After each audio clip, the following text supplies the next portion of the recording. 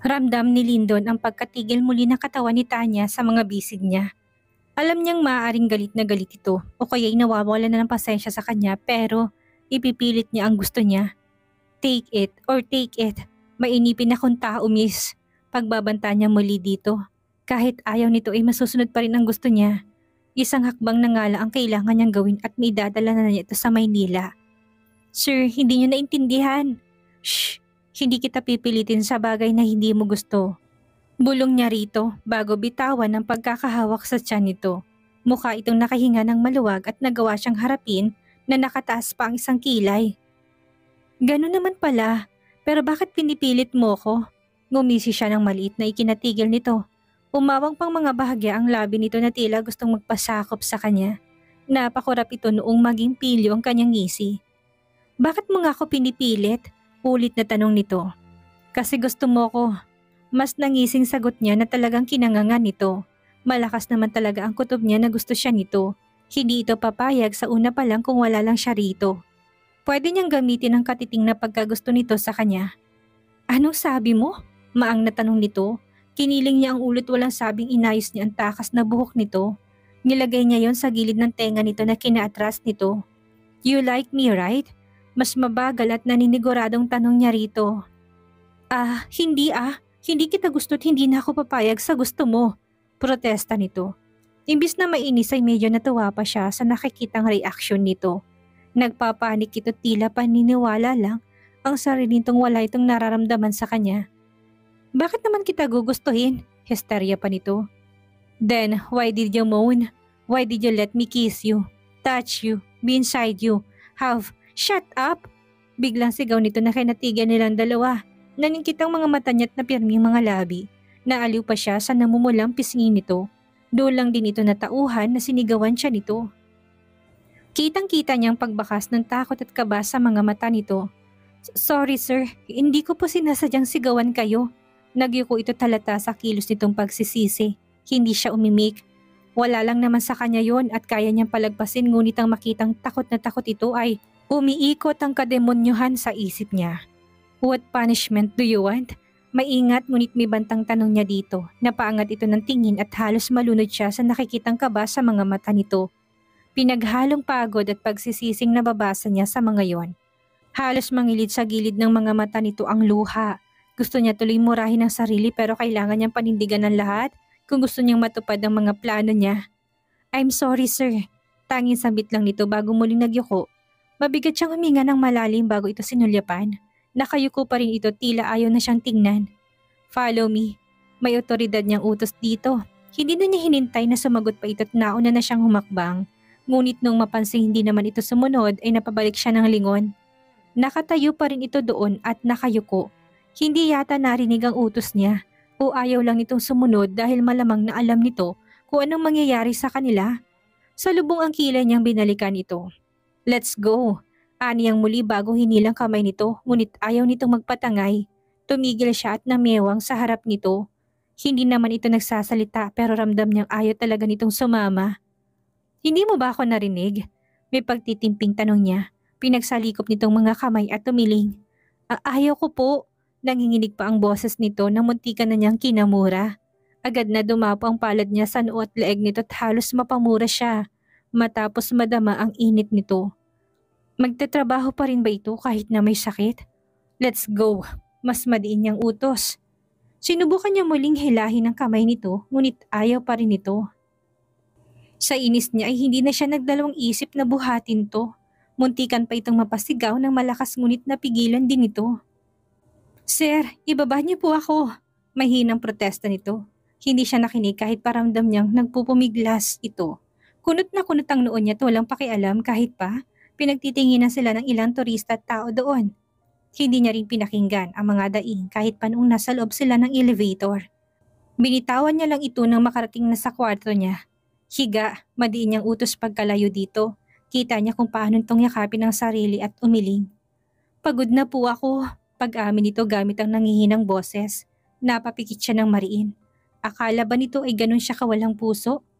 I know, that's why I'm asking you to lay down and take some rest. Walang emosyong paliwanag niya. Bigla itong napatingin sa kanya at mukhang hindi pa ito makapaniwala sa narinig. Seryoso? Bulong nito. Kinunot niya muli ang noo at tinalikuran ito. Humiga ka na bago pa magbagong isip ko. Malamig niyang utos dito.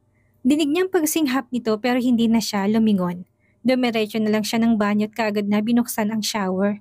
Hinayaan niyang bumagsak sa katawan niya ang malamig na tubig upang pakalmahin ng sarili. Kampante siyang hindi basta aalis si Tanya kahit pa iniwan niya ito doon. Gusto niya lang talaga'y makatulog ito ng maayos. Kita naman niyang pagod ito at kulang sa tulog. Gusto niya lang naman itong magpahinga sa ngayon. Nagpupunas pa siya ng buhok noong paglabas niya ng banyo. Hinigpitan niya rin ang pagkakabuhol ng tuwalya sa bewang niya. Kusa siyang napangiti matapos makitang mahimbing na itong natutulog sa gitna ng kama niya. Kusang lumapit ang mga paa niya doon at umupo sa tabi nito. Matagal niya itong tinitigan at kahit papagod na pagod ang mukha nito'y malaki pa rin ang hawig nito kay Beth. Sandali siyang nalungkot matapos maisip na paano kung si Beth ang nasa ganoong sitwasyon. Malamang na hindi siya matutuwa.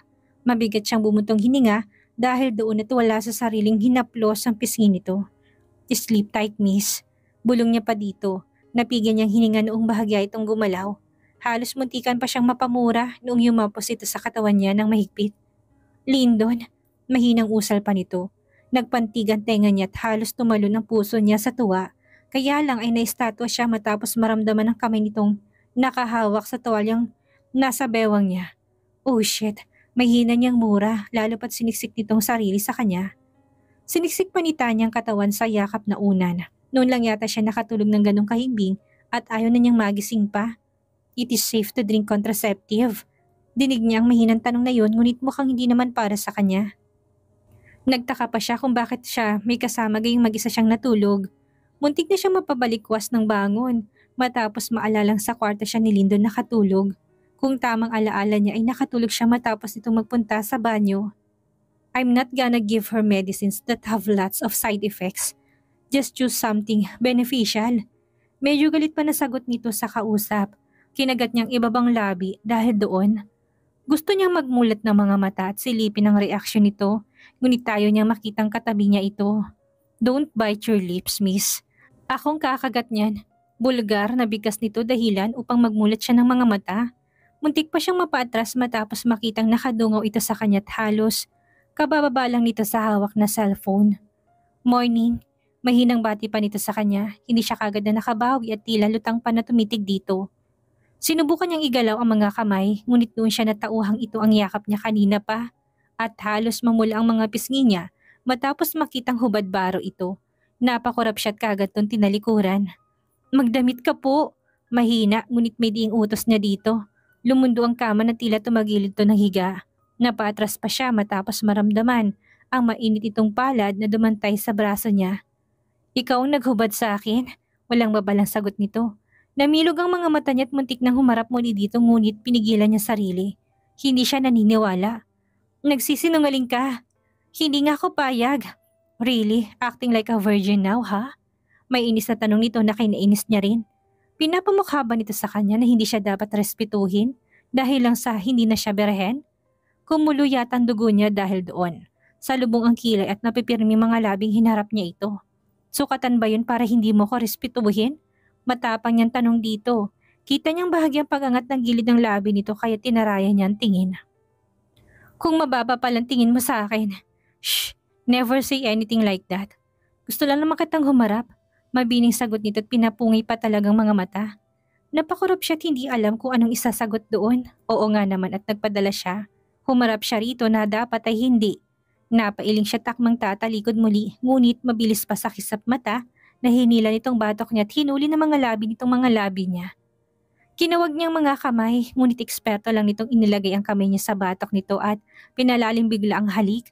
Kusang pumikit ang mga mata niya at literal na sumabunot ang kamay niya sa malambot nitong buhok.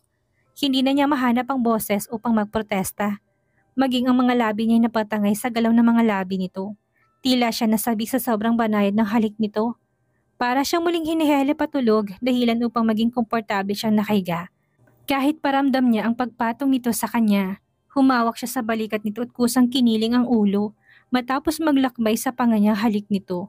Awang pang mga labi niya at halos hindi maimulat ang mga mata noong tumigil ito bigla. Dinig niya pa ang magkapanabay nilang malalim na paghinga. Do you want to sleep more? Paus na bulong na tanong nito sa punong tenga niya. Kinastigo niya ang sarili matapos maramdaman ang pagkakakiliti dahil sa mainit ng paghinga. Hindi rin siya makakilos sa takot na baka may matamaan siya sa ibaba nito. Anong oras na ba? Namamaos niya ring tanong. Sa totoo lang ay ayaw niya pang bumangon, nakatulog siya ng mahimbing at tila na walang pagod niya sa nakaraang gabi. 5 in the morning. Mahinang sagot pa rin nito habang pinapaulan na ng halikang panga niya. Muntik na niya itong maitulak bigla matapos matantong inumaga siya sa kwarto nito. Hindi nga lang siya nagtagumpay, lalo pat nakadagan ito sa kanya. May trabaho pa ako, biglang nagpapanik niya. Ano na lang ang sasabihin ni Miss Nelly kapag nalaman itong buong gabi siya sa kwarto ni Lyndon? Tsak na masisibak siya sa trabaho, lalo pat wala siyang ginawa kung hindi matulog. Sir, aalis na ako. Napunta lang sa mahinang daing ang protesta niya matapos maramdaman ang mabining halik nito sa kanyang panga. Hindi nila pwedeng malaman na nakatulog ako dito. Pagpipilit niyang matapos mabawi ang boses. Ayaw niya itong tingnan dahil tsak na matatalo siya sa malalim at mainit nitong titig. Malamang naaabutin pa siya ng sikat ng araw kapag naging mahina siya sa mga haplos nito. No one cares if you stay here all night. Nasabi ko na sa kanilang, sa akin ka lang magtatrabaho. May diin at medyo galit pa na sagot nito. Doon na siya napatitig sa mga mata nito. Seryosong mga yun na tila hindi nagsisinungaling. May bahay din ng talim at init. Tila kinapusan siya ng hininga at ayaw na lang sumagot dito. Sa klase pa lang ng tingin nito ay tiniklop ka na kaagad, hindi mo gugustuhin pang magsalita. Ngunit hindi siya nag-iwas ng tingin. Maaring nakita nitong kaba sa mga mata niya kaya't ito mismong masungit na nag-iwas ng tingin. Nagsalubong pang mga kilay nito. Akmang magsasalita pa ngunit mahinang napamura matapos marinig ang katok mula sa pinto. Connor is here, just stay on the bed. Malamig pa nitong utos. Hindi siya umimik ngunit tinila niya kaagad ang kumot nung humiwalay ito sa kanya. Nahihiya siya na baka kung anong isipin ng kaibigan nito kahit pa wala namang nangyari sa kanila. Sinundan niya lang ng tingin si Lyndon. Napapikit pa siya matapos makitang literal na hubad ito. Dinig pa niyang mahina itong tumawa sa reaksyon niya. I told you, hinubaran mo ko. Paninisi pa nito. Hindi ko alam, singhal niya rito. Muli lamang itong tumawa at nung marinig muli ang mga yabang nito palayo ay nagmulat siya ng mga mata. Nakita pa niyang binuksan nga nito ang pinto pero hindi naman maluwang. Hindi rin ito pinatuloy ang kaibigan. Sandali pa itong nagtagal sa pinto na tila may seryosong bagay na pinag-uusapan. Hindi niya narinig ko ano, ngunit tansya niya ay seryoso yon dahil nung humarap sa kanya si Lyndon ay hindi na maipinta ang itsura nito. Agad siyang bumangon paupo. Hindi niya magawang magtanong, natatakot siyang maibuntun sa kanyang inis nito. Kaya lang ay makulit ang dila niya, tinawag pa rin ang atensyon nito. Nag-away ba kayo? Maingat niyang tanong, lumapit ito sa side table at binuksan ng pakete doon. Natameme siya bigla, lalo na't hindi siya nito sinagot pero nung bigla itong upo sa gilid ng kama ay iabot sa kanyang pakete na patitig siya doon. Don't miss any pills. I don't want you to get pregnant while we are in this setup. Seryosong bigkas nito. Matagal siyang napatitig sa contraceptive ni inaabot nito. Nung hindi niya kunin ito'y mismong naglagay sa palad niya. Hindi pa ako pumapayag, mahinang bigkas niya. Hinulin tong mga tingin niya. Nanlamig siya matapos makitang walang biro ang tingin nito. I don't take no as an answer. Take note that you need to be in the swimming pool area upstairs every midnight. That will be our schedule, every session. Mapanganib nitong bulong malapit sa tenga niya dahilan upang mapasinghap siya. Hindi alam ni Tanya kung paano siya nito napapayag sa gusto nitong setup nila. Ang alam niya lang ay lagi siyang nagpupunta sa itaas ng swimming pool kapag pinapatawag siya nito. Ni hindi siya nagrereklamo o nagtatanong kung bakit. Ang alam niya kapag hinalikan siya nito, mainit na pagsasalong mangyayari sa kanilang dalawa. Did you drink a pill? Paus nitong tanong, agad matapos nitong yumapos sa bewang niya pagkarting niya sa gilid ng swimming pool. Maliit siyang ngumiti. Pabor naman sa kanya na hindi siya mabuntis nito. Sabihin na lang natin na pumayag talaga siya at hindi pumalag dahil natutuwa siya sa tuwing kasama ito. Paano ko makakalimutan kung lagi mong pinapaalala? Sarkastikong tanong niya rito. Dinig niyang mahina itong tumawa at nagawa pang ayusin ng takas niyang buhok na nilagay nito sa likod ng kanyang tenga. Pagkaraan ay 2 braso na nitong nagkulong sa bewang niya habang pareho silang nakatayo sa gilid ng pool. Himala nga't hindi pa ito naliligo ngayon, kumpara nung nakarang araw na dinadatnan niya itong tila nilulunod ang sarili sa tubig. Is it for your own good as well? Bulong nito bago pinaliguan ng halikang balikat niya. Bahagya niyang kiniling ang ulo habang ang mga kamay niya ay kusang kinalas na ang suot niyang uniform. Excited? Pangaasar nito matapos makitang ginagawa niya. Sino ba naman ang hindi masasabi kung ito ang kasama? Dinaya lang siya na ayaw niya. Pero ngayon ay halos ayaw na niyang humiwalay dito. Mali siyang nangusot hinarap ito. Nasa lubong niya pa ang tingin nitong nagbabaga na naman. Gusto kong umuwi agad, iiyak si Gavin, pagsisinungaling niya. Tsak naman na masarap ang tulog ng anak niya ngayon. Ayaw niya lang talaga na isipin itong gusto niya ang nangyayari sa kanilang dalawa. Hindi niya rin kasi maintindihan ang sarili. May pakaramdam siyang madalas niya itong ginagawa noon. At ewan ba sa utak niya kung bakit pilit nito sinisiksik na si Lyndon nga ang lagi niyang kasalo sa gawaing ganito. Are we bad buddies before? Bulgar niyang tanong. Ilang araw na rin kasi yung gumugulo sa isipan niya at wala siyang makuhang matitong sagot. Sa utak niya lalupad, wala siyang maalala. Kita niyang tumalim ang titig nito bigla at napirmi mga labi. Why did you ask again? Malamig nitong tanong. Napatikim siya. Bigla at kinabahan, bakit ba sa tuwing ganito ang tingin nito ay tila bibitayin siya bigla? Maling sagot, ay tiyak na mauubos ang boses niya mamaya. Curious lang ako, baka kasi naging bed, don't mention it. I don't remember anything that concerns you. It's not me and I hate that it's not me. Mas malamig nitong sagot. Napaiwas siya ng tingin bigla dahil baka isipin nitong kaladkarin siyang babae at kung kani-kaninong lalaki sumasama. Kung pagbabasehan ng desisyon niya ngayon, kay Lyndon lang siya naging ganito at yun ang hindi niya maintindihan ng lubusan. Pinagod ka ba sa trabaho? Bigla ang tanong na nito na humaplos sa puso niya. Nagiging emosyonal talaga siya kapag tinatanong siya nito ng mga ganong bagay na tila ba ayaw nitong napapagod siya. Hindi, wala nga silang pinagawa sa akin. Pero baka ikaw, oo, pilit siyang umiti dito. Kita niyang napalunok ito at halos hindi pa siya nakakakurap ay magkahugpong na ang mga labi nilang dalawa. Bukal sa loob niyang sinagot ang halik nito at hinayaan ang kamay nito maglakbay sa katawan niya. Nagpatangay din siya sa kung saan siya nito dadalihin.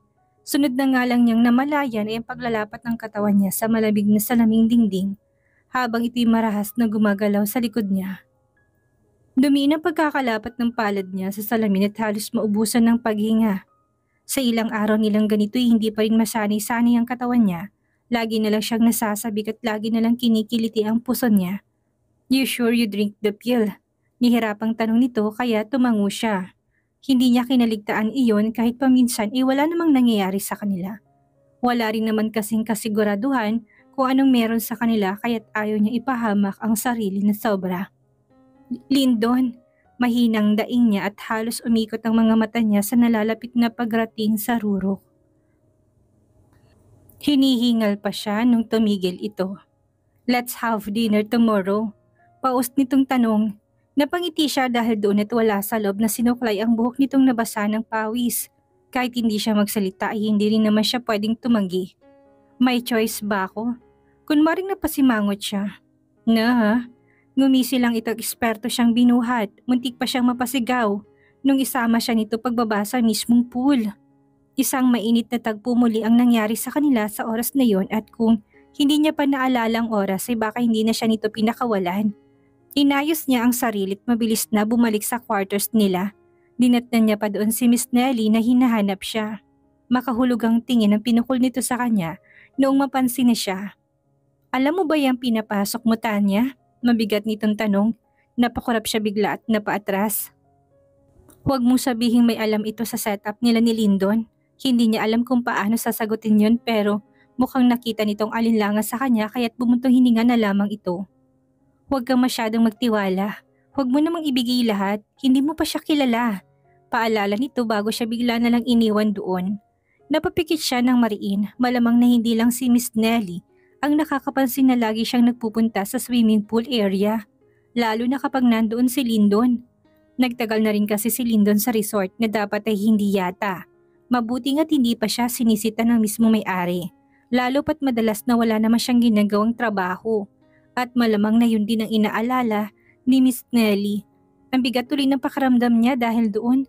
Tingin niya ay masyado na siyang nalululong kay Lyndon at nakalimutan ng ibang responsibilidad niya. Pati ang pag-uwi sa Maynila ay nawawala na sa isip niya. Maliban na pumapayag siya kay Lyndon, mas maganda bang iwan niya na lang ito? Tama naman kasi si Miss Nelly na hindi niya pa ito kilala ng lubusan. Sumusunod lang siya sa kung ano ang gusto ng katawan niya. Pag-out tuloy niya sa trabaho ay para siyang wala sa sariling naglakad palabas ng resort. Ni hindi niya nga namalayan na may dalawang lalaki na nakatayo sa harap niya. Naningkit ang mga mata niya at kinilalang mga iyon, ngunit hindi niya namukhaan ng isa. Pero ang isa'y alam niyang kaibigan ni Lyndon. "Are we doing the right thing?" Ani ng lalaking blonde ang buhok at kung tamang tanda niya si Julio. Hindi umimik ang kasama nitong lalaki, bagkus ay matagal na tumitig sa kanya. Nailang pa siya sa klase ng titig nito, na tila ba pinag-aaralan siya nito. Kumunot pang noon nito nung umiwas ng tingin. "No wonder he is crazy over you right now." Mabigat nitong komento bago muling tumitig sa kanya. "You look exactly like his wife."